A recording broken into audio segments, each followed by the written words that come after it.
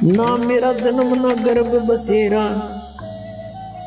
बालक हो दिखलाया, काशी नगर जल कमल पडेरा, ता दुलाए न पाया। मात पिता मेरे कुछ नाही, ना मेरे घर दासी, जुल्हे का सुत आन कहाया, जगत करे मेरी आसी।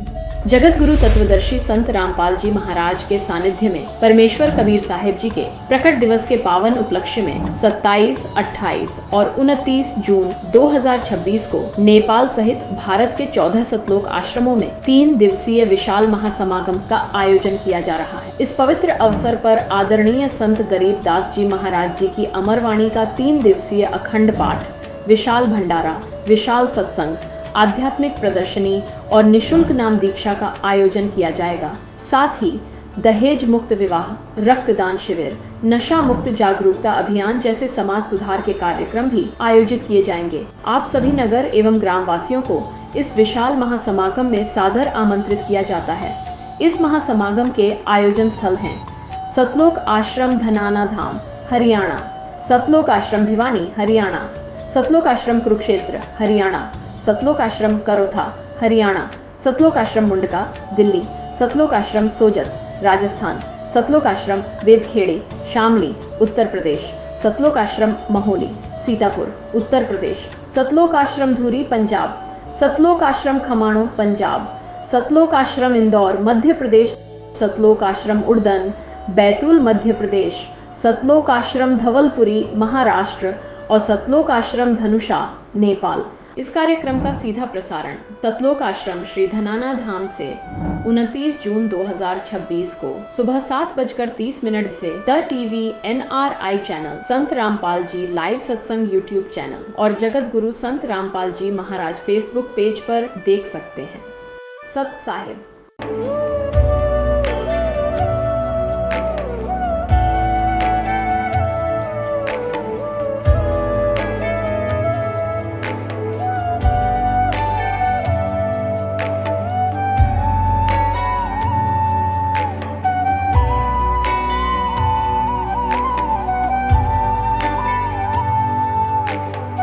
प्रभु राम देव भगवान अल्लाह खुदा ईश आदि नाम एक ही शक्ति के हैं।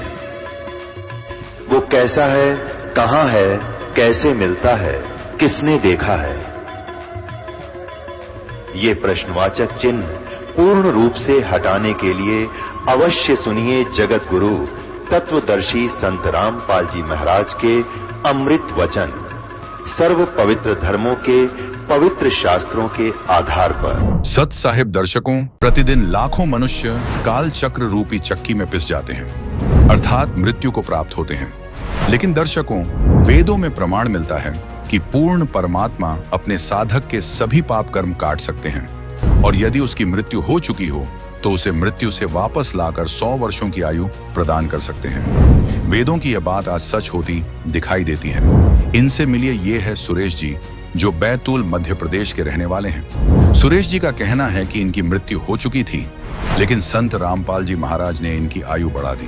दर्शकों, आइए जानते हैं आखिर सुरेश जी ऐसा क्यों कह रहे हैं। सुनते हैं सुरेश जी की कहानी, उन्हीं की जुबानी। नमस्कार सर। नमस्कार जी। सर, क्या नाम है आपका? सुरेश दास सर। सुरेश जी, आप कहाँ के रहने वाले हैं? मध्य प्रदेश के बैतूल जिले से आठनेर तहसील के ग्राम चौगढ़ से हूँ जी। सर, संत रामपाल जी महाराज से नाम दीक्षा आपने कब ली?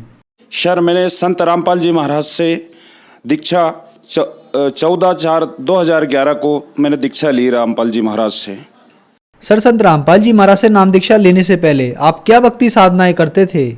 जी, मैं संत रामपाल जी महाराज की शरण में आने से पहले मैं बचपन से ही भक्ति अध्यात्म में रुचि रखता था और मैं बचपन से ही गुरु की तलाश में था।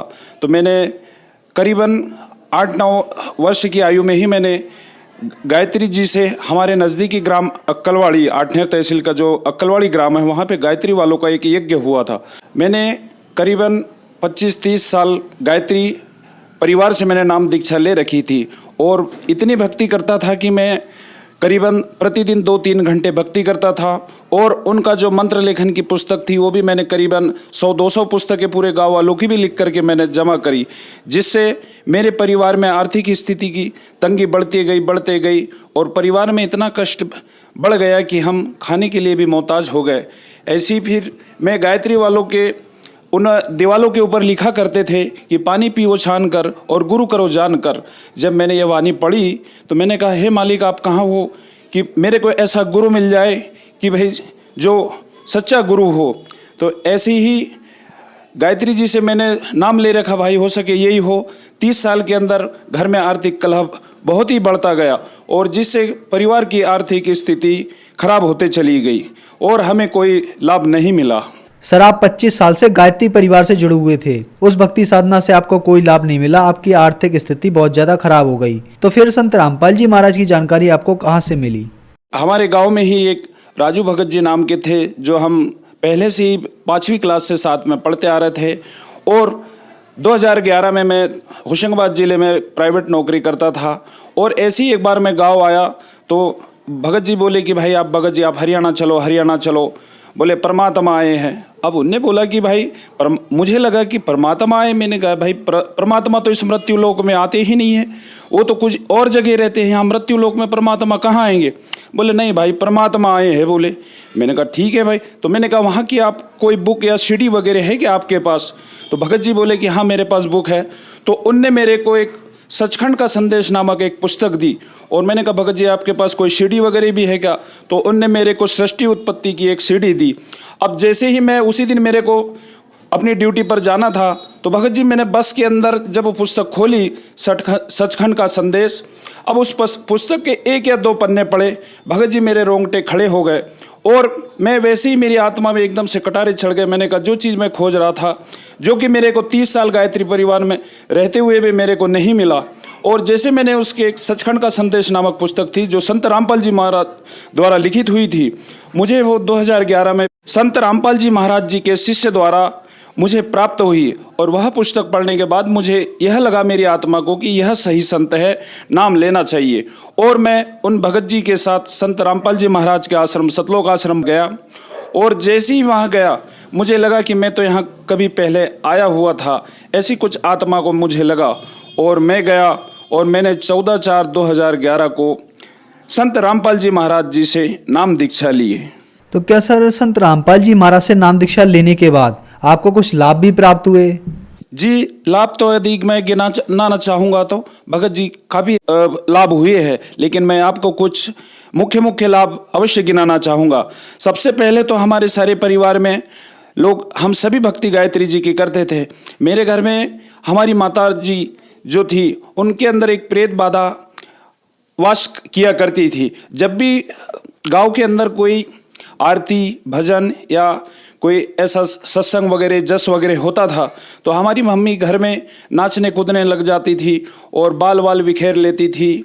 और हमारे पापा जी बहुत नाराज़ होते थे, वो बोलते थे आप ये क्या कर रहे हो, ये क्या कर रहे हो। हमारे पापा जी ने उनको बहुत बार तांत्रिकों के पास भी ले गया। गाँव में जो ये साधु संत होते हैं जो घरेलू जो टोटके टामने वो जो प्रेत बाधा वगैरह होती है वो सुधारते हैं, उन लोगों के पास भी ले गया, जिनसे काफ़ी धन की हानि हुई और घर में आर्थिक स्थिति बहुत खराब हो गई। यह हमारी मम्मी को प्रेत बाधा, वो तो हम जब से जान रहे थे, करीबन मेरी भी उम्र 30-32 साल हो गई थी, लेकिन वो प्रेत बाधा ज्यों की त्यों बनी हुई थी। और मैं संत रामपाल जी महाराज जी के आश्रम में मैं और मेरा परिवार गया। इसके बाद मैं अपनी माता राम को भी संत रामपाल जी के आश्रम सतलोक आश्रम लेके गया। और जिस दिन से उनको नामदान संत रामपाल जी महाराज जी से दिलवाया, उस दिन से आज तक उनके शरीर में कोई प्रेत बाधा नहीं रही। और सर जी दूसरा लाभ ये था कि मेरी आर्थिक स्थिति बहुत खराब हो चुकी थी। जिस दिन से मैंने संत रामपाल जी महाराज जी से नाम लिया और भक्ति स्टार्ट की, उसी दिन से घर में इतने सुख होने चालू हो गए कि भगत जी अब क्या बताए। सबसे पहला तो जैसे ही मैंने नाम लिया संत रामपाल जी महाराज से, सबसे पहले मालिक ने मेरा मकान बनवाया।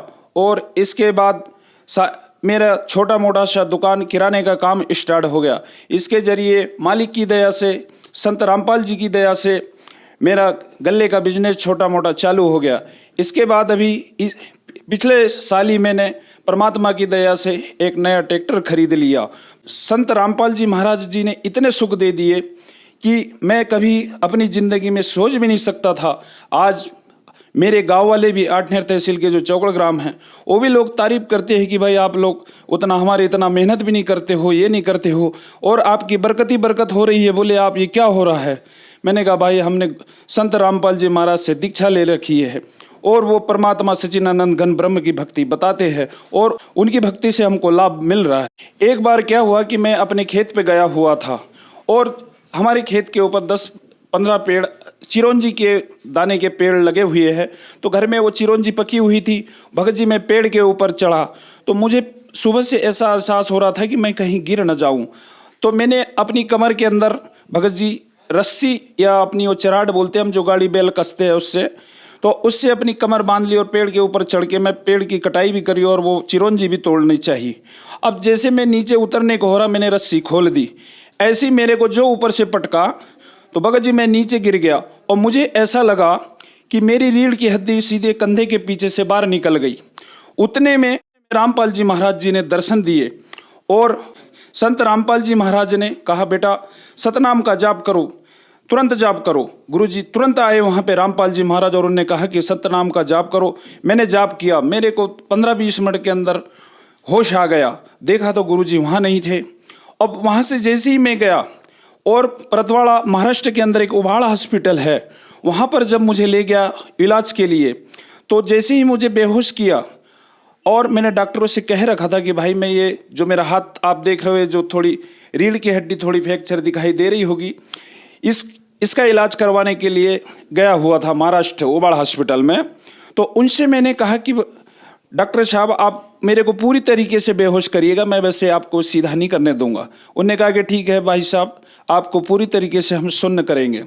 अब जैसे उनने मेरे को सुन किया, ये जो मैं नज़ारा देख रहा था, ये नज़ारा मेरी आंखों से ये पर्दा हट गया और संत रामपाल जी महाराज एकदम से मेरी आंख बंद हुई और मुझे अंधेरा सा लगा और रामपाल जी महाराज एकदम से ऊपर से इतने स्पीड में आए तेज शरीर के साथ, बोले चल बेटा मैं तेरे को दिखा के लाऊं ऊपर से स्वर्ग लोक और भी अन्य लोग। तो मैंने कहा देखो गुरुजी आए, जय बोलो बंदी छोड़ की, देखो गुरुजी आए, जय बोलो बंदी छोड़ की। सारे हॉस्पिटल के डॉक्टर और नर्स कहने लगे भाई हमारे जीजा श्री गए होते जो हरम में निवास करते हैं वहीं महाराष्ट्र से, उनको साथ में लेके गए थे। तो उनसे वो डॉक्टर नर्स पूछे भाई बोले क्या ये मेंटल है क्या? बोले इनको होश नहीं होने के बाद भी ये चिल्ला रहे हैं। बोले देखो भाई जय हो बंदी छोड़ की। बोले ये बंदी छोड़ क्या है? बोले तो जो हमारे जीजा जी थे वो मेरे को बाद में बता रहे थे कि बोले वो उनके गुरु संत रामपाल जी महाराज है और वो उनकी जय कार्य लगा रहे हैं। तो डॉक्टर बोले अच्छा, बोले हम तो मान रहे थे बोले कि ये मेंटल है। अब गुरुजी मेरे को लेके गए। अब जैसे ऊपर जा रहे थे तो यहाँ से मुझे सारा स्वर्ग लोक बैठे ही संत रामपाल जी महाराज ने दिखा दिया, देख ले बेटा ये सारा ऊपर का नज़ारा। अब जब मैंने देखा तो इतनी झिलमिल एक ऐसे यहाँ से डायरेक्ट सीढ़ी मुझे सीधी सीढ़ी दिख रही थी। अब वो सीढ़ी इतनी तेजोमय थी कि सोने और चांदी की जैसे उसमें से चमक निकल रही थी। अब गुरुजी बोले बेटा चलो। गुरुजी ने मेरे एक तरफ बाह पकड़ी और बोले बेटा चलो मैं आपको घुमा। अब जो वो सीढ़ी थी 5 या 6 फीट चौड़ी थी भगत जी, उसके दोनों तरफ यम के दूत खड़े थे हर 5-5 फीट के ऊपर। अब जैसे वहाँ से संत रामपाल जी महाराज ऊपर लेके जा रहे थे तो सीढ़ी के ओर पैर नहीं लग रहे थे और जैसे जैसे आगे बढ़ रहे थे यम के दूत मुझे मारने के लिए झपट रहे थे और उस समय मैं गुरुजी से चिपक रहा था। तो गुरुजी कह रहे थे संत रामपाल जी महाराज कि बेटा आप नाम जाप करो, ये आपके ऊपर अटैक नहीं करेंगे। जैसे ही मैंने नाम जाप चालू किया वैसे वो झपट तो रहे थे लेकिन मार नहीं रहे थे। जैसे तैसे ऊपर तक गुरुजी ने ऊपर ले गए, संत रामपाल जी महाराज ने वहाँ ले गए। मुझे यम के दूतों ने पकड़कर लाइन में खड़ा कर दिया। अब जब मैंने आगे देखा तो एक बॉयलर की तरह एक बहुत विशाल भयानक बॉयलर था और उसमें बहुत तेज अंगार जल रही थी। अब उस लाइन के सारे लोग उसी में जा रहे थे, मुझे भी पीछे लाइन में खड़ा कर दिया। अब मैं आगे देखूं तो मेरा दिल घबरा रहा था और संत रामपाल जी महाराज जी हाथ बांधकर साइड में मेरे खड़े हो गए थे और बीच में दोनों साइड मेरी तरफ से यम के दूत लगे हुए थे और गुरुजी मेरी तरफ देख रहे थे और संत रामपाल जी महाराज हंस रहे थे और मैं धीरे धीरे जब आगे बढ़ी वो लाइन, सब एक एक करके वो जा रहे थे, उस अंगार के अंदर जल रहे थे और जिन लोगों ने भक्ति नहीं कर रही थी उस वो बायलर के अंदर जा रहे थे और जीव पुकार रहे थे और मुझे भी उसी लाइन में लगा रखा था। जब मेरी बारी आई और जैसे ही मुझे यम के दूत धकेलने लगे, गुरुजी ने मुझे बाह पकड़ के बाहर खींच लिया उस लाइन से और बोले, बेटा आप सतनाम का जाप करना था, जो मैंने आपको मंत्र दिया था। ठीक है, आज मैं यहाँ पर था तो आपको बचा लिया। देखो ये लोग कैसे जा रहे हैं, जिनने भक्ति नहीं करी, देखो कितनी इनकी दुर्दशा हो रही है।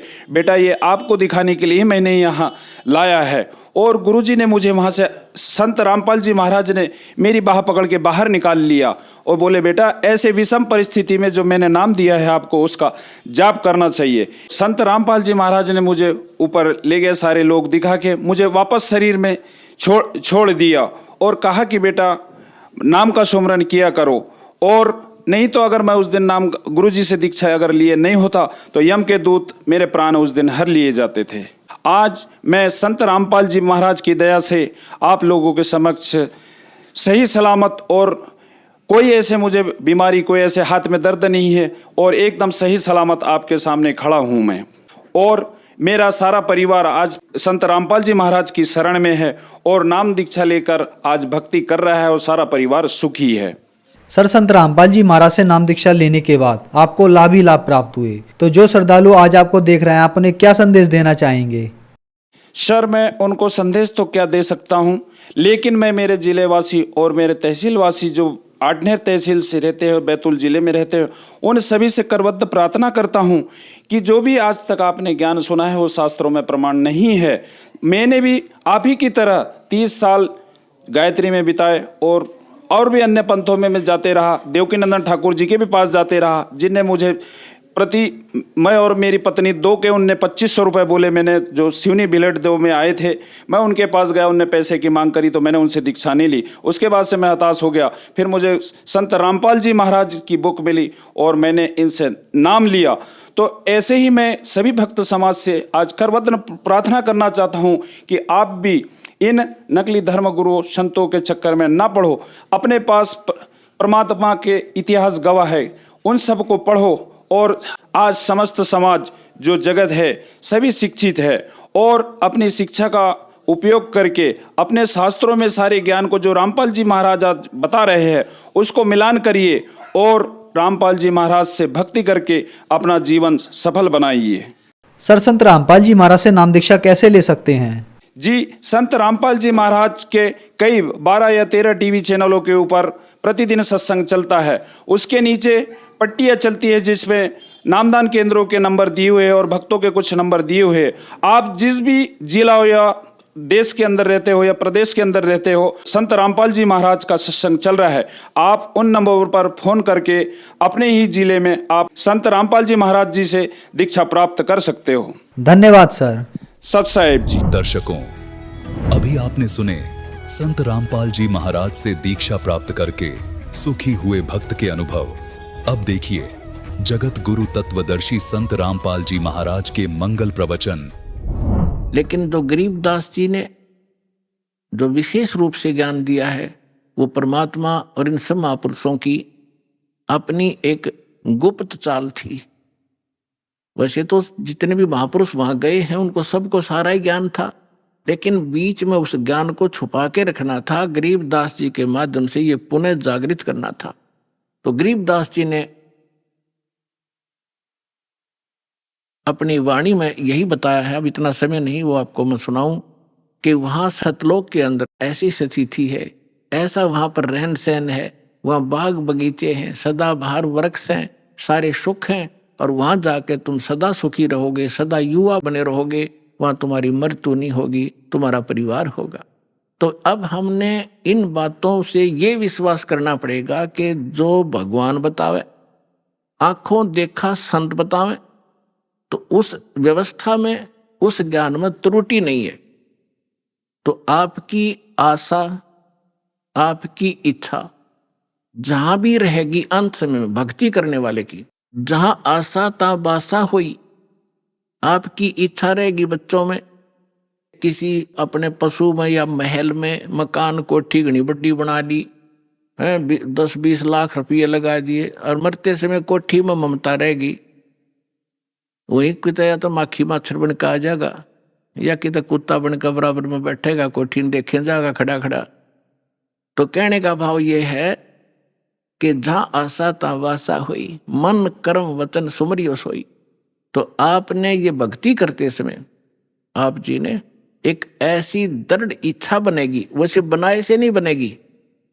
यहाँ के दुख अस्थायी जीवन आपको साफ दिखाई देगा और वहां के सुख और प्रमाण बतावें। अब जैसे श्रीमद् भगवद गीता अध्याय नंबर 7 के श्लोक नंबर 29 में गीता ज्ञानदाता कहता है कि अर्जुन, जो साधक जरा और मरण से मोक्ष चाहते हैं, देखो ये अध्यात्म मार्ग है, बालक स्टूडेंट नहीं समझ सकते इसको, इसके लिए टीचर की आवश्यकता पड़ी। अब इसमें जरा शब्द लिखा है और मरण लिखा है। जरा माने वृद्ध अवस्था और मरण माने मृत्यु। अब जो इस जरा और मरण से छूटने के लिए, यानी इससे सिद्ध है कि जरा है तो वहां जीवन भी है, जहां जरा नहीं है, बुढ़ापा नहीं है, तो जीवन तो है ही, मनुष्य शरीर भी है वहां पर। जरा और मरण, फिर वहां मृत्यु भी नहीं है। मृत्यु नहीं है तो जीवन भी है। जो जरा और मरण से छूटने के लिए, या तो मरण मरण लिख देते तो मृत्यु होगी, जैसे ये कहते हैं वहां प्रकाश में लीन हो जाते हैं। तो ये हमारा गीता का श्लोक ये भी निर्णय कर रहा है कि जीवन है जहां जाने का संकेत कर रहे हैं। जरा और मरण से छूटने के लिए जो प्रयत्नशील हैं, वो तत्परम से और सारे दात्म ज्ञान से और सभी कर्मों से परिचित है वो व्यक्ति। वो ये समझ चुके हैं कि वो किसी वस्तु की डिमांड नहीं करते, केवल जरा और मरण से छूटने के लिए ही प्रयत्न कर रहे हैं। तो इससे भी ये सिद्ध होता है कि कोई ऐसा स्थान है जहां वृद्ध अवस्था नहीं है और वहां मरण नहीं है। तो हमारे सदग्रंथ जो जिनको हम आम अपने हिसाब से एक शिरोधार्य मानते रहे हैं, वो भी प्रमाण कर रहे हैं कि ऐसा स्थान है जहां जरा और मरण नहीं है। और फिर क्या बताते हैं, गरीबदास साहिब जी कहते हैं कि सतगुर मिले तो इच्छा मिटे, पद मिल पदे समाना, और चल हंसा उस लोक पठाऊं जो आदि अमर अस्थाना। चार मुक्ति जहां चंपी करती, ये माया होरी दासी। चार मुक्ति, यहाँ की चौथी मुक्ति, ये चार मुक्तियां हैं, इनको हम सुख मानते हैं, स्वर्ग में प्राप्त होती हैं और वो नाशवान है। कुछ समय के बाद उनका मुक्ति प्राप्त करने वाले भी नष्ट हो जाते हैं, वो सुख भी नहीं रहता। और वहां पर आपको ये सारा सुख सदा बना रहेगा, तो वहां आपका जीवन है। चार मुक्ति जहां चंपी करती, माया होरी दासी। जिस माया के पीछे आप भाग रहे हो, कोठी बना लूं, बढ़िया खाना खाऊं, ऐसे कर लूं, कार ले लूं, कहते वहां विमान है आपके पास, प्रत्येक प्राणी के नारे नारे, और सारा भरपूर है वहां सारा घर। तो कहते चार मुक्ति जहां चंपी करती, माया होरी दासी। दास गरीब अबे पद पर से वहां मिले राम अविनाशी। वो भगवान मिलेगा, अविनाशी भगवान, और सारे सुख आपको बने रहेंगे। वो स्थान है सतलोक, जहां आपको इस मंत्र और साधना से पहुंचाया जाएगा। आपके बहुत ही सौभाग्य है पुण्यात्माओं, आपको ये स्थान मिला, यो भगवान मिला और सच्चा यो सतनाम मिला। इसको बना के रखना और सिर धड़की बाजी लगा दो। कहते समझा है तो सिर धर पाओ, बहुर नहीं रे ऐसा था।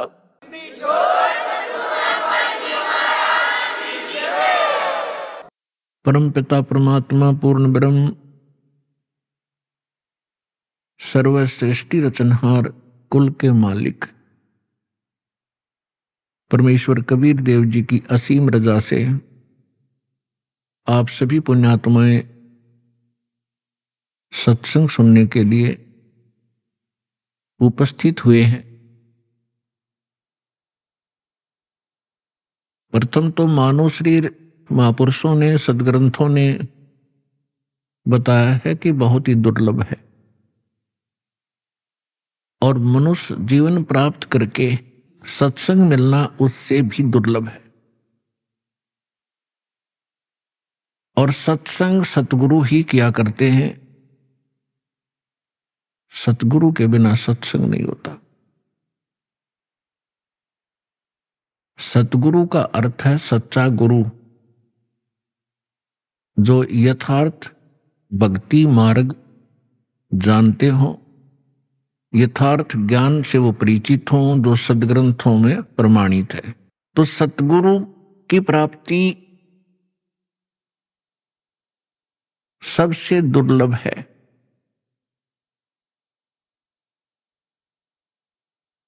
पुण्यात्माओं, सतगुरु कौन होता है? या तो स्वयं परमेश्वर हो सकता है जो सच्चा ज्ञान रखता हो, या फिर परमात्मा का कृपा पात्र उसका दास हो सकता है जो केवल उसी के ही ज्ञान से सत्संग करता है।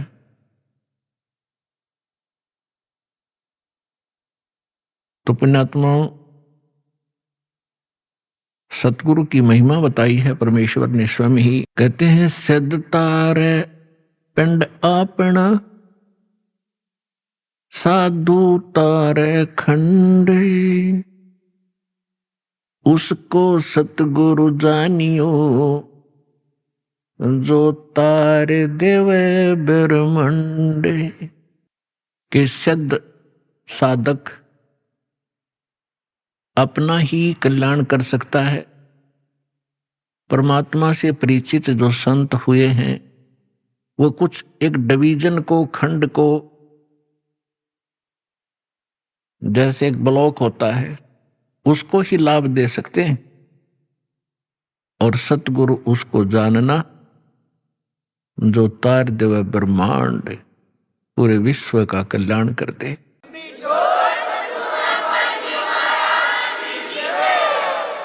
सभी सदग्रंथ प्रमाणित करते हैं, परमात्मा से परिचित वो महापुरुष यही गवाही देते हैं कि परमात्मा सतलोक से जहां वो रहते हैं उनका मूल स्थान है, जिसको शाश्वत स्थान कहा है गीता अध्याय नंबर 18 के श्लोक नंबर 62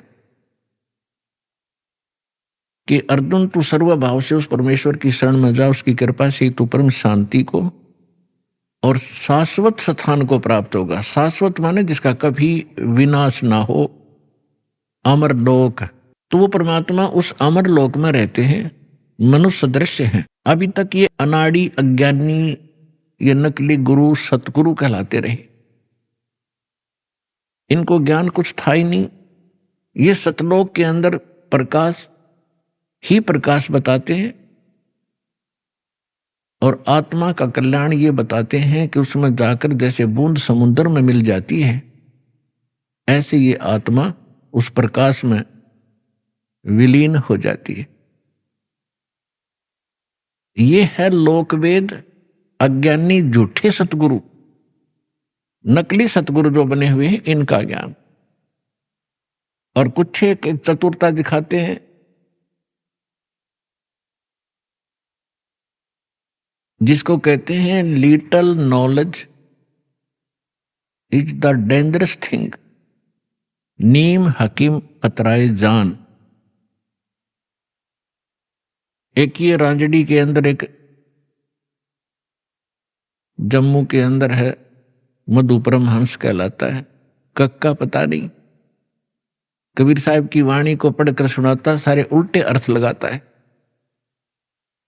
उसने थोड़ी सी चतुरता दिखाई है कि वहां आत्मा, परमात्मा तो ऐसा ही है, एक प्रकाश है, और उसमें आत्मा डॉट डॉट बिंदु सी गोल गोल सी घूमती रहती है। कोई बात हुई है? तो ये सतगुरु नहीं है, ये नकली है सारे, जो भगवान से परिचित नहीं, जो सदग्रंथों को भी ठीक से नहीं समझ सके। हमारे जो धर्मगुरु हिंदू धर्म के थे, आचार्य शंकराचार्य, मंडलेश्वर संत, ये अपने ही सिलेबस से अपरिचित थे। आज तक ये ब्रह्मा विष्णु महेश को अजर अमर, इनके कोई माता पिता नहीं, इनकी कोई मृत्यु नहीं होती, यही पूज्य है। और हमारे सदग्रंथों में लिखा ये नासवान है, इनकी जन्म मृत्यु होती है, इनकी माता दुर्गा है, पिता ज्योति निरंजन काल है। और ये पूज्य नहीं है। तीन देव की जो करते भक्ति, उनकी कदे ना होवे मुक्ति। ये है सच्चा ज्ञान, ये है शास्त्र प्रमाणित ज्ञान। और परमात्मा के मुख कमल से भी यही ज्ञान उच्चारित हुआ था 600 वर्ष पहले।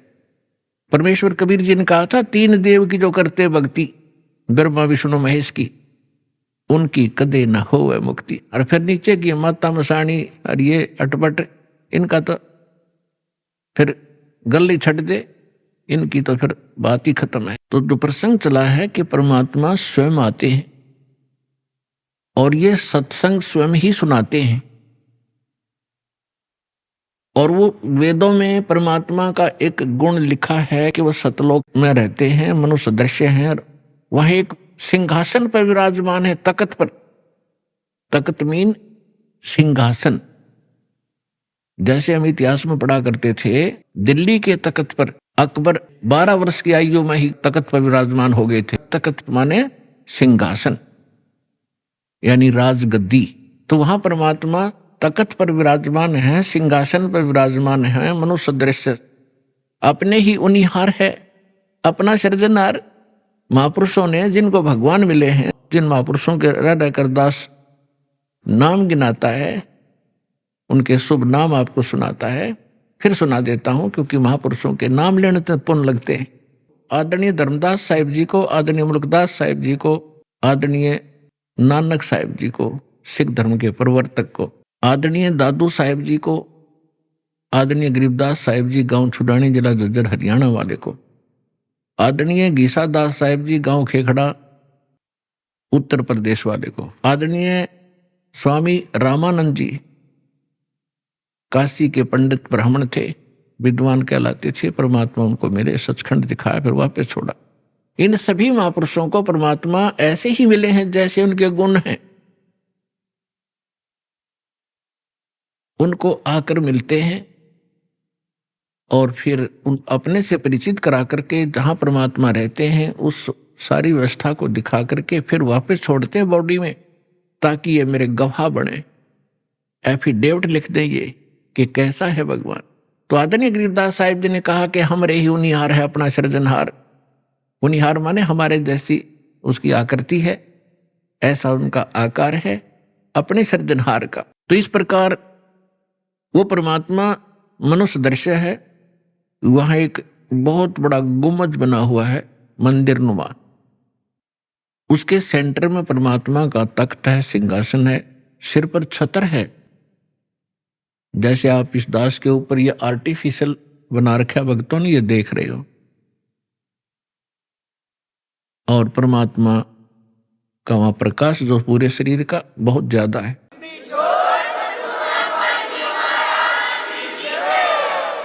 उस परमात्मा के एक रोम माने बाल, एक रोम कहो या रोमकूप कहो, क्योंकि शरीर से ही, उनकी बॉडी से ही प्रकाश निकल रहा है, झलक रहा है, उसी से उसके रोम यानी बाल प्रकाशित हो रहे हैं। करोड़ सूर्य मिला दे, करोड़ चंद्रमा, तो भी एक रोम यानी बाल का प्रकाश ज्यादा होगा। तो इतना तेज है उस परमेश्वर का। वहां पृथ्वी है सतलोक, जैसे धरती आप देख रहे हो ये ऐसी, वो केवल व्हाइट कलर की है, जैसे आप बालू रेत देखते हैं। तो वहां वो पृथ्वी का कैसा रंग है, और उस पर वर्षा हो जाती है, वो सेट हो जाता है, तो भी कलर वैसा ही रहता है। तो ऐसा उस सतलोक का भी प्रकाश है, वो भी सौ प्रकाशित है, जैसे हीरा प्रकाशित होता है। हीरे में अपने आप चमक होती है, मोती में चमक होता है, इस प्रकार वो पृथ्वी है। वहां सदाबहार वृक्ष हैं, सदाबहार ये सभी काजू, किशमिश, मेवे, सेब, संतरे, सभी फल फ्रूट वहां सदाबहार रहते हैं, वहां कभी अकाल नहीं होता। तो वो ये तो है वहां की सतलोक की डेफिनेशन। और परमात्मा कैसे हैं ये आपको दास बता ही रहा है कि मनुष्य दृश्य है, और वहां सृष्टि है ऐसी ही। ये तो डुप्लीकेट है जो यहां बनाए गए हैं, ये मिट्टी के शरीर, ये तो उसकी तुलना में एक खिलौने और मिट्टी से बने हुए हैं। और वहां का जो शरीर आपका स्वर्ण का हो जो कभी विनाश में नहीं आता। इस प्रकार वहां सृष्टि है, वहां आपके पूर्व के सभी महल ज्यों के त्यों हैं।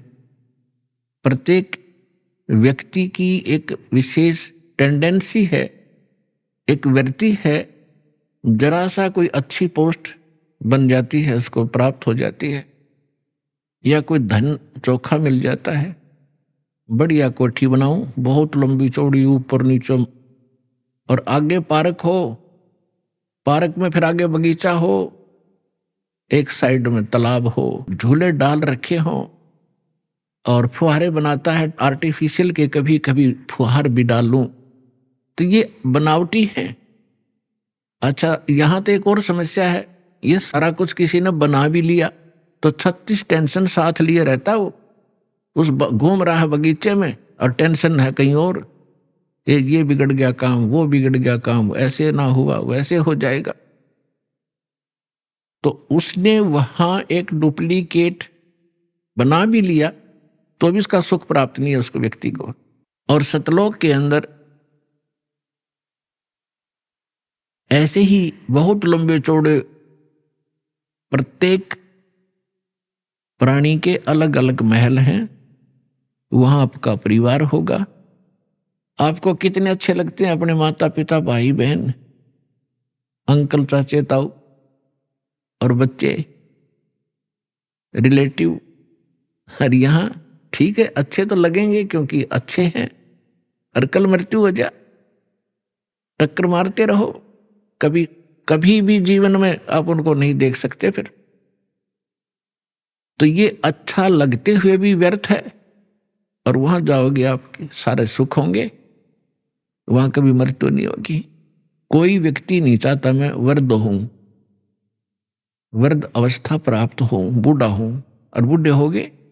कोई नहीं चाहता मैं मरूं और मृत्यु डेफिनेट। तो ऐसा क्यों हो रहा है, ऐसी धारणा क्यों आपकी? क्योंकि आप पहले ऐसे लोक में रहते थे जहां ना वृद्ध अवस्था है और मृत्यु नहीं है। वहां ये 5 तत्वों का बना हुआ पुतला नहीं है, इसमें कभी बीपी हाई है, कभी लो है, कभी राग खींच रहा है, कभी द्वेष। राग द्वेष वहां होता है जहां समानता नहीं होती, और वहां समानता है एक परमात्मा को छोड़कर। सबके एक जैसे बॉडी हैं, एक जैसा सबके महल हैं, एक जैसा खान पान है, कोई उसमें अंतर नहीं, और कोई अभाव नहीं किसी वस्तु का। तो राग द्वेष और इस तरह के जो रोग होते हैं, ये किसी त्रुटि के कारण होते हैं। तो आप जी उस स्थान को छोड़कर गलती से यहां आ चुके हो, और यहां आपका कोई ठिकाना नहीं। जिन महापुरुषों को परमात्मा मिले उन्होंने बताया है, आगे गए ना बावड़े, बावड़े माने वापस नहीं आए। पहले जो चले गए उन्होंने आकर बताया नहीं हमारे साथ क्या बीती, और रहते भी सब जाही, बिन साहेब की बंदगी कहीं ठोर ठिकाना नहीं। पहले चले गए, उनका तो पता नहीं क्या बुरा हाल हुआ या अच्छा हुआ, उन्होंने तो कोई आके हमें संदेशा दिया ही नहीं, और ऐसे ही शेष हैं, वो चले जाएंगे। तो गरीबदास साहिब जी कह रहे हैं कि बिन परमेश्वर की भक्ति कहीं ठोर ठिकाना ना।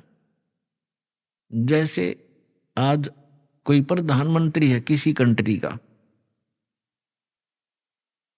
वैसे तो सुख नाम की यह चीज नहीं है, पर हमने उसको घना बड़ा मान रखा है क्योंकि हम जीव संज्ञा में हैं। और कल वो प्रधानमंत्री सतभक्ति नहीं करता है और मृत्यु को प्राप्त हो जाता है, तो कहां गया वो सुख? आगे क्या होगा इन बच्चों को पता नहीं जो खिलौनों से खेल रहे हैं। ये मिट्टी के महल बना बना कर इसमें खुश हो रहे हैं, इनको पता नहीं, क्योंकि भगवान ने आकर बताया, वो ज्ञान दास सुना रहा है। उसके आधार से हमें भविष्य का दिखाई देने लग गया कि आगे क्या होगा इसके साथ। उसके विषय में परमात्मा ने बताया है कि कबीर हरि के नाम बिन ये राजा रसब हो, रसब माने खच्चर, जिसमें अच्छा वजन लोड कराया जाएगा गद्दे की तरह बोरे में, राजा रसब हो और माटी लदे कुमार के और घास न डाले कोई। गधे के साथ एक और समस्या होती है, सारा दिन काम को मार लेता है, शाम को बनी में छोड़ देता, घास खुद चर के आता है बाहर, फिर उसका कान फिर पकड़ लाता है जब काम की आवश्यकता होती है। तो पुण्यात्मा परमात्मा ने ये जो ज्ञान दिया है आपको सतर्क करने के लिए दिया है, ना कि किसी की इंसल्ट करने के लिए। आप बालक हो, वो परमात्मा है, आप उसकी आत्मा हो, उसके बच्चे हो। अपने बच्चों को समझाने के लिए परमात्मा ने ना जाने कितने छल छिद्र करने पड़ते हैं, किस प्रकार के ज्ञान आपको सुनाने पड़ते हैं, क्योंकि आपने काल की भांग पी रखी है। कबीर ये माया अटपटी सब गट आने अड़ी, किस किस को समझाऊं ये कुएं भांग पड़ी। जैसे कोई शराब के ठेके पर आपने देखा हो कभी, चाहे 20 आदमी घुटी ला कर आ रहे हो सामने, सबकी एक जैसी भाषा, एक जैसी चाल, एक जैसी बोली रहेगी। तो हमने इस काल की इस त्रिगुणमयी माया की भांग पी रखी है। यहाँ के इन तीनों गुणों के दबाव से हम जो जो कार्य यहाँ चाहते हैं करते हैं, यह भांग है। और सभी एक जैसी वृत्ति होगी, क्योंकि सबने एक का कुएं की भांग पी रखी है। वो ज्ञान सुनने को मिला ही नहीं आपको। अब ये ज्ञान मिला है जो इस भांग को उतारेगा, ये एंटीबायोटिक है। और ये ज्ञान सतगुरु ही दे सकता है, और सतगुरु परमात्मा ही होता है। 600 वर्ष पहले परमात्मा स्वयं आए थे, वो सतगुरु भी थे, परमात्मा तो वो थे ही थे। और फिर उन्होंने कहा था कि जब गरीबदास जी का पंथ होगा 12वां पंथ, उसमें काल अपना जाल जरूर फैलाओगा, लेकिन 12वें पंथ में परमात्मा ने कहा था हम फिर आएंगे। अब परमात्मा नहीं आए तो दास भेज दिया अपना, वही पावर वही ज्ञान दास के अंतःकरण में फीड कर दिया, जो दास आपको आज वर्षा कर रहा है उस अमृत ज्ञान की।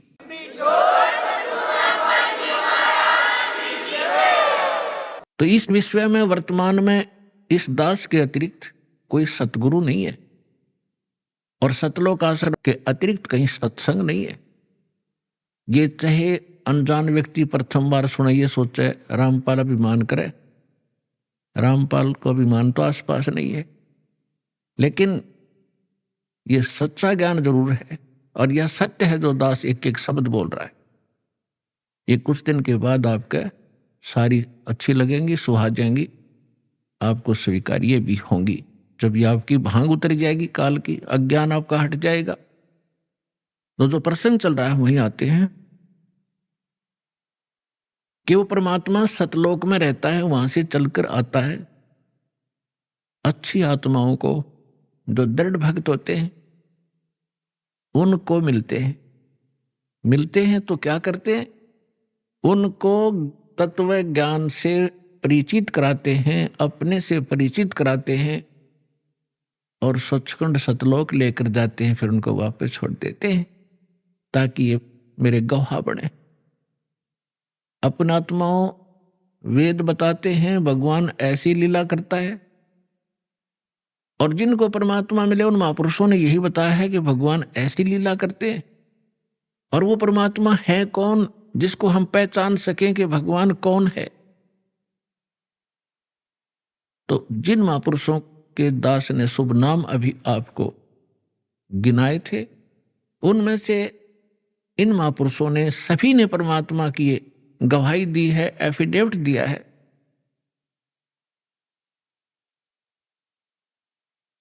आदरणीय धर्मदास साहिब जी ने यही कहा है, और यही मलुकदास जी साहिब ने कहा है कि सतलोक से चलकर आए, अमर लोक से चलकर आए, गति करके आते हैं परमात्मा। काटन काल की जंजीर, काल ने हमारे को क्रम बंधनों से बांध रखा है, और क्रम के बंधन को समर्थ परमात्मा सत्य पुरुष ही काट सकता है, परम अक्षर ब्रह्म ही काट सकता है। कर्म के बंधन को, कर्म को, प्रारब्ध में किस्मत में लिखे हुए लेख को या संचित कर्म को न तो श्री ब्रह्मा, ना श्री विष्णु, ना श्री शिव, ना देवी दुर्गा, और ना ब्रह्म ना परब्रह्म, केवल परम अक्षर ब्रह्म ही काट सकता है। वो इसके अतिरिक्त और नहीं उस कर्म की बेड़ी को नहीं काट सकते।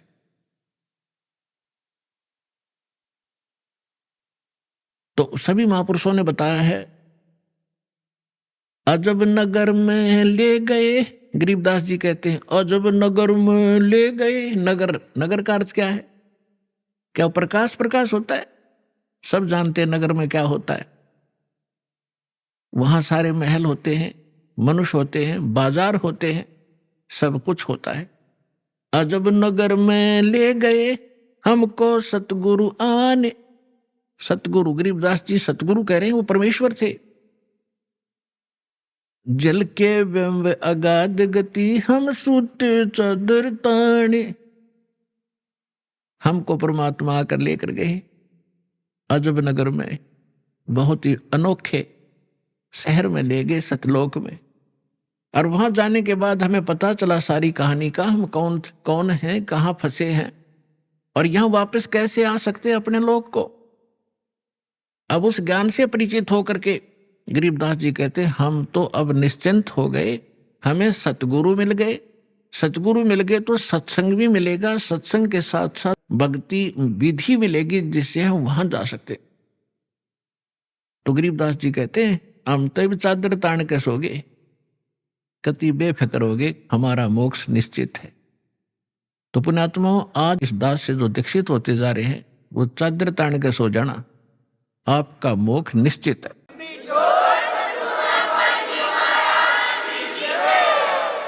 लेकिन रहना मर्यादा में, और मर्यादा में भी तभी रहोगे जब आपको यहाँ का दुख दिखेगा और वहां के सतलोक के सुख का आपको आभास होगा। और फिर धीरे धीरे कैसा समाज बनेगा, या माया की जो दौड़ है या आग लगी हर एक के अंतःकरण में, या शांत होएगी। आप माया के पीछे किस लिए भाग रहे हो? बड़ी कोठी बनाऊंगा, गांव नगर में मेरी शोभा होगी, फिर लड़का लड़की ब्याहूंगा, खूब बैंड बाजे बजवाऊंगा, तू तू तू तू तू करवा के, और खूब दान दूंगा, लोग देखेंगे बड़ा दान करा भाई इसने। तो ये दोनों बीमारी आपका समझ में आ जाएंगी कि आज तू बेटी ब्याह रहा है या बेटे का ब्याह कर रहा है, और कल मृत्यु होगी, फिर कहाँ गए तेरे वो तू तू तू तू टक्कर मार कर रोएगा। तो पुण्यात्माओं, यह सच्चाई है। आज तक को बताने वाला दृढ़ता से सामने आ नहीं सका। ये सारे नकली हैं, ये केवल वही बातें करते हैं जो समाज में अच्छी लगे। वो डॉक्टर नहीं होता जो ब्लड प्रेशर के मरीज को, हाई ब्लड प्रेशर के मरीज को कहे घी खा ले छक्के, वैसे खा कोई दिक्कत नहीं, वो दुश्मन है उसका। तो पुण्यात्मा, इसी प्रकार ये जितने भी हैं ये सच्चाई नहीं कह सके, क्योंकि उनके ऊपर परमात्मा कबीर का पंजा नहीं था। इस दास के ऊपर दया हुई है, संघर्ष बहुत करना पड़ रहा है, लेकिन परमात्मा का साथ जिसके साथ होता है वो हार नहीं होती उसकी, क्योंकि हमारा उद्देश्य कल्याण है। पूरे विश्व का कल्याण लेकर चल रहे हैं हम, पूरे मानव का कल्याण होगा, पूरे प्राणियों का कल्याण होगा। क्योंकि जैसे आज ये परमात्मा की वाणी है, इसमें इतनी शक्ति है जो स्वयं परमेश्वर ने आके बोली है। उसके बाद फिर गरीबदास जी के माध्यम से जो वाणी बुलवाई, उन्होंने वही वाणी एजडी दे दी, और उस वाणी को फिर दास बोल रहा है। यानी अधिकारी के द्वारा जो वाणी बोली जाती है उसका असर होता है। पहले भी आपको बहुत बार सुनाया है, जैसे एक राजा की पत्नी एक शिष्य थी संत की। राजा इसका विरोधी था कि ये गुरु बनाने की आवश्यकता नहीं होती, राम राम घर बैठ के कर ले। अभी आपने सुने संत रामपाल जी महाराज के मंगल प्रवचन।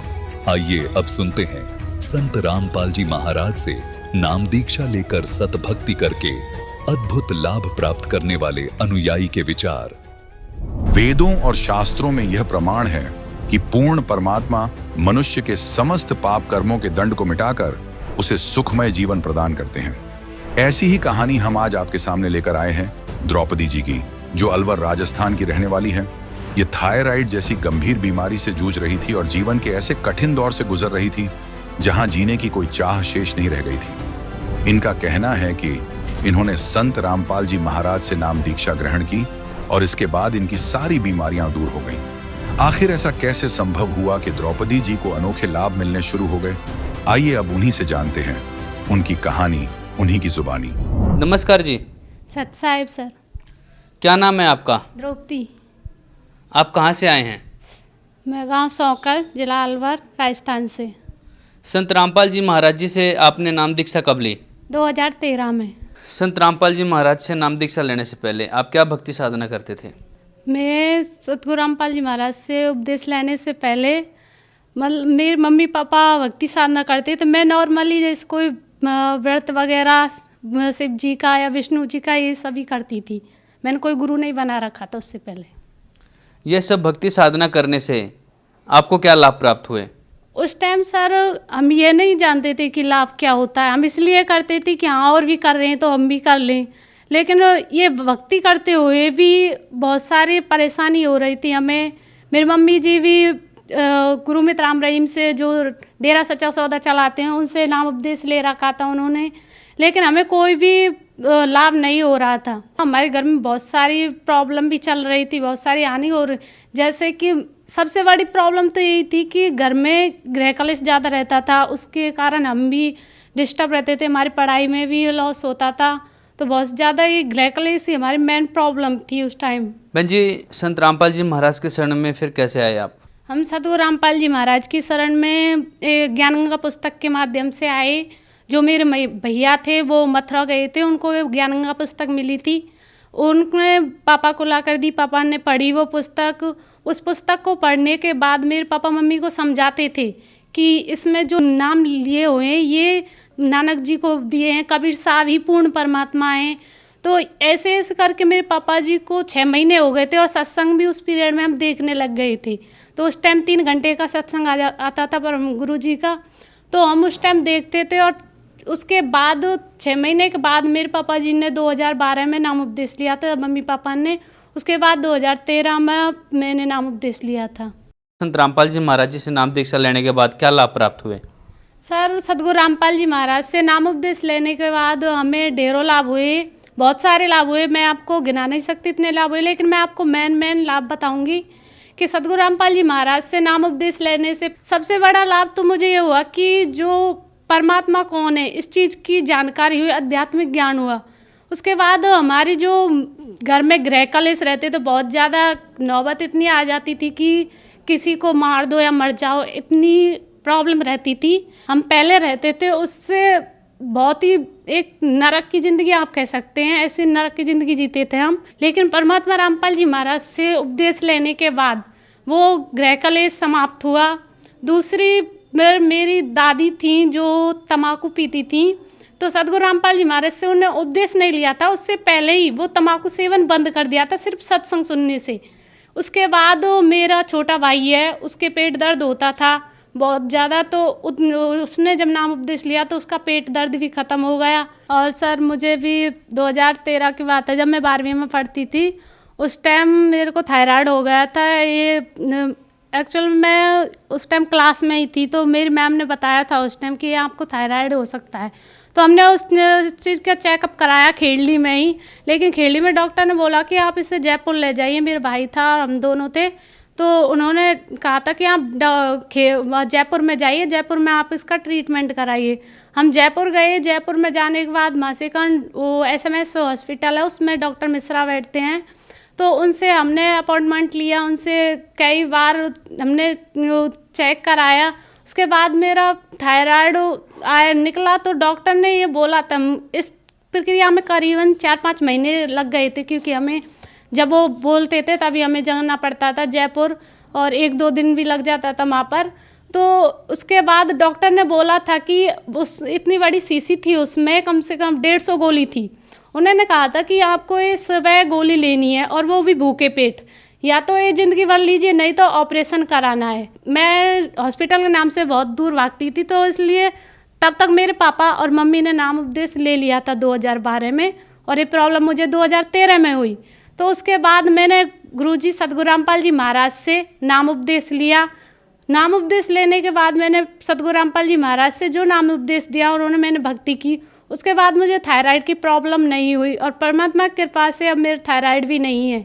बहुत सारे ऐसे परमात्मा ने हमें हर जगह बहुत सारे लाभ हुए। सबसे बड़ी बात तो मैं ये कहूँगी कि मुझे सबसे ज़्यादा लाभ, जो हम ये कहते थे कि परमात्मा कौन है, मैंने बहुत सारे इनसे सुना था कि सभी कहते, चाहे वो हिंदू धर्म हो, मुस्लिम, सिख, ईसाई कोई भी हो, चाहे हमारे बड़े बुजुर्ग हो, वो कहते हैं कि सबका मालिक एक है, परमात्मा एक है। लेकिन ये नहीं बताते कि परमात्मा है कौन, उस परमात्मा भक्ति किसकी करनी चाहिए। कहते तो थे कि परमात्मा एक है, हम भी पूछते थे परमात्मा है कौन, लेकिन वो कहते हैं हाँ परमात्मा सबका एक है। लेकिन सतगुरु रामपाल जी महाराज की शरण में आने के बाद हमको ये पता चला कि परमात्मा वो कबीर साहब है, वो कबीर देव है, जो सबके बारे में कहते हैं कि वो परमात्मा एक है। दूसरी बात सर की मेरी मम्मी के भी जुकाम थी, जो शुरू से ही थी, आप ये कह लीजिए, और लेकिन वो कभी बहुत सारी उनको भी दवाई गोलियां दवाई बहुत जगह दिखाया भी था, लेकिन वो जुकाम नहीं जा रही थी। डॉक्टरों ने कह दिया था कि इन्हें ज़िंदगी भर रहेगी और एलर्जी है इन्हें। अगर कोई भी काम करना है, मान लो आपको आटा भी गूंथना है, तो वो भी मुंह पे दुपट्टा लगाकर करना पड़ेगा। लेकिन सतगुरु रामपाल जी महाराज से नाम उपदेश लेने के बाद, सिर्फ हमने नाम उपदेश ही लिया, तो उसके बाद ही परमात्मा ने इतनी दया करी कि वो जो मम्मी के जुकाम थी वो सारी ख़त्म हो गई, और आज परमात्मा ने इतनी दया कर रखी है कि उन्हें कोई जुकाम नहीं था और वो आसानी से सारा काम कर लेती हैं। अगर हम सद्भक्ति करते हैं, क्योंकि हमारे सदग्रंथों में प्रमाण है इस चीज़ का कि परमात्मा घोर पाप को भी काट देता है। अगर पूर्ण संत, जो तत्वदर्शी संत है, जो गीता जी में कहा गया है कि जो उल्टा लटका हुआ संसार रूपी वृक्ष है उसे बता देगा, वो तत्वदर्शी संत होगा। अगर उससे नाम उपदेश लेने के बाद अगर तुम भक्ति करते हो तो पूर्ण लाभ देता है, चाहे कैसी भयंकर बीमारी हो उस बीमारी को भी काट देता है। तो हमने सतगुरु रामपाल जी महाराज से नाम उपदेश लिया, उसके बाद मेरी ये थायराइड की बीमारी सारी चले गई। और वो जो ज्ञान देते हैं सतगुरु रामपाल जी महाराज, जो नाम उपदेश देते हैं, वो हमारे सदग्रंथों के आधार पर देते हैं। जो जिस तरह मैं आपको एक उदाहरण दे सकती हूँ, जो हमारे रामपाल जी महाराज जी बताते हैं कि जिस तरह एक आम आदमी कहे कि यहाँ से सड़क बन जाए, लेकिन वो नहीं बनेगी। अगर वही बात को हमारे PM कहे, प्रधानमंत्री कहे, तो वो बात बन जाएगी वहाँ से, वो सड़क बन जाएगी। यानी कि वो आदमी बोल रहा था, एक आम इंसान कह लीजिए आप उसे, वो बोल रहा था, उसके वचन में वो पावर नहीं थी, लेकिन PM के वचन में वो पावर है। इसी तरह सतगुरु रामपाल जी महाराज जो वचन है उनके में वो पावर है, जिससे हमारी जितने भी दुख बीमारी है, चाहे वो कैसा भयंकर से भयंकर हो, चाहे TB कैंसर कैसी भी हो, उसको सिर्फ नाम उपदेश लेने से, आशीर्वाद से ही वो इतने भयंकर रोग कट सकते हैं। और सबसे बड़ी सर मैं ये कहूँ कि मैंने 2013 में नाम उपदेश लिया था, 2013 के 2018 आज, लेकिन मैंने इस 4-5 साल के पीरियड में मैंने एक गोली किसी भी चीज़ की नहीं खाई। यहाँ तक कि बुखार जुकाम ये क्या चीज़ होती है, मुझे अभी तक इस चीज़ की एक गोली भी नहीं खाई। तो मुझे बहुत बड़े लाभ हुए सतगुरु रामपाल जी महाराज की शरण में आने के बाद। बहन जी, आज संत रामपाल जी महाराज के प्रति कैसी आस्था है?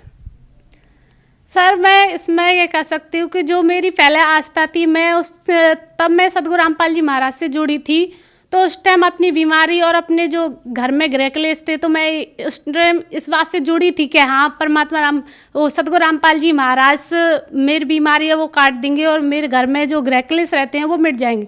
लेकिन उसके बाद धीरे धीरे हमें ज्ञान हुआ, और परमात्मा में जो हमारी आस्था पहले थी उससे मैं कह सकती हूँ कि हजारों गुना आस्था उसमें ज़्यादा बढ़ी है। वो स्वयं कबीर परमात्मा के अवतार हैं, वो धरती पर आए हुए हैं, वो पूर्ण ब्रह्म है। मैं इस बात को दावे के साथ कह सकती हूँ, क्योंकि जो परमात्मा 600 वर्ष पहले आए थे कबीर साहब, उन्होंने स्वयं को छुपाकर ज्ञान दिया था। उन्होंने हमेशा कबीर दास लगाकर ज्ञान बोला था, और आज 600 वर्ष के बाद स्वयं सतगुरु रामपाल जी महाराज के रूप में कबीर साहब आए हैं, वो पूर्ण परमात्मा है। और यहाँ पर मैं ये भी कहना चाहूँगी कि जो हमारे भारतवर्ष में अगर कोई बदलाव ला सकता है, जैसे कि आजकल बहुत ज़्यादा हम एजुकेटेड होते हुए भी दहेज प्रथा को बहुत ज़्यादा बढ़ावा दे रहे हैं, और नशा, जितने भी हैं बुराइयाँ बलात्कार वगैरह, ये बहुत ज़्यादा बढ़ गए हैं। लेकिन सदगुरु रामपाल जी महाराज से नाम उपदेश लेने के बाद ये सारी कुरीतियाँ, ये सारे जितने भी जो बुरे कर्म है वो सारे छूट जाते हैं। तो हमें जो भक्ति सदगुरु रामपाल जी महाराज देते, उनके आधार पर अगर हम भक्ति करेंगे तो हमारा एक अलग से भक्त समाज बनेगा। और सदगुरु रामपाल जी महाराज जो अब समाज बना रहे हैं वो दहेज रहित समाज बना रहे हैं। बहन जी, आप भक्त समाज को क्या संदेश देना चाहेंगे? सर, मैं भक्त समाज से निवेदन करना चाहूँगी, क्योंकि संदेश तो हमारे सदगुरु रामपाल जी महाराज देते हैं। मैं उनसे निवेदन करना चाहूँगी कि आज शिक्षित समाज है, वो अपने जो हमारे सदग्रंथ हैं उन्हें देखें, उनमें क्या लिखा है क्या नहीं लिखा है, उसके आधार पर उनके सत्संग सुने। मैं ये चैलेंज के साथ कहती हूँ कि अगर वो 1 महीने सदगुरु रामपाल जी महाराज का सत्संग सुन लें तो उसके बाद वो खुद प्रूव कर लेंगे कि क्या सही है और क्या गलत है। उनको ये समझ में आ जाएगा कि जो हम आज तक कर रहे हैं वो गलत है, न कि सही। क्योंकि हमारे शास्त्रों में कहीं भी इस चीज़ का प्रमाण ही नहीं है। जो हम मंदिर या मस्जिद इन चीज़ों में जाते हैं या फिर हमारे जो भी कर रहे हैं वो सही नहीं है। तो सदगुरु रामपाल जी महाराज से नाम उपदेश लेके उनके पहले सत्संग सुने, सत्संग समझे, क्योंकि आज सभी शिक्षित हैं और सभी भाई बहन जितने भी हैं सभी नाम उपदेश लें। संत रामपाल जी महाराज जी से नाम दीक्षा कैसे ले सकते हैं? सदगुरु रामपाल जी महाराज का जो सत्संग आता है उस दौरान नीचे नंबर दिए होते हैं, उन नंबरों पर फ़ोन करके नामदान केंद्र की जानकारी ले सकते हैं और नाम दीक्षा प्राप्त कर सकते हैं। धन्यवाद जी। सत साहिब।